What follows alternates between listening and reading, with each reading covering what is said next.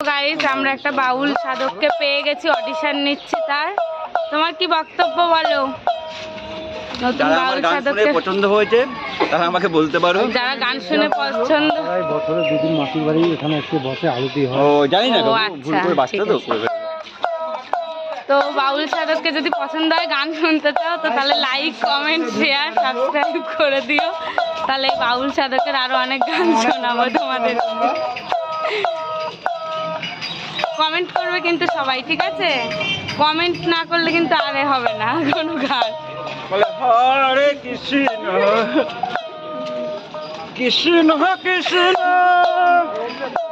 তো দেখো গাইস, ও মানে এখানে এসে মনে অনেক জোশ পেয়ে গেছে, এনার্জি বেড়ে গেছে, রেড বুল খেয়ে এনার্জি বেড়ে গেছে, ঠিক আছে? ওই জন্য মানে গান আর বন্ধ আর হচ্ছে না।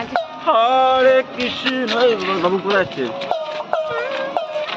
বাবু এখন এই যে আমার কোলে ঠেলে উঠবে। তো চলো চলো, আর না চলো।